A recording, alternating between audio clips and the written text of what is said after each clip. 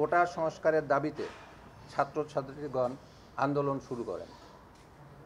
এই আন্দোলন চলাকালীন গত 16ই জুলাই 2024 তারিখে সারা দেশে এক অনাকাঙ্ক্ষিত পরিস্থিতির সৃষ্টি হয় এবং 6 জন ব্যক্তি মৃত্যুবরণ করেন।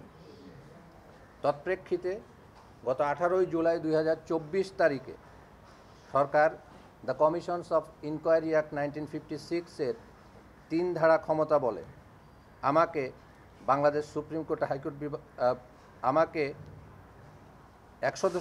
দিয়ে 1 সদস্য বিশিষ্ট একটি কমিটি গঠন করে।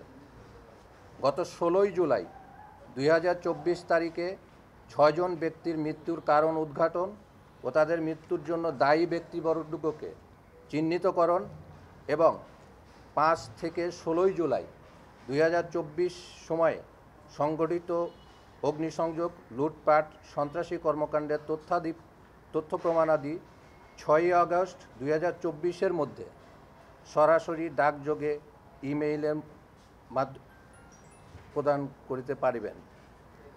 ইতিমধ্যে কমিশন তাদের কার্যক্রম শুরু করেছে।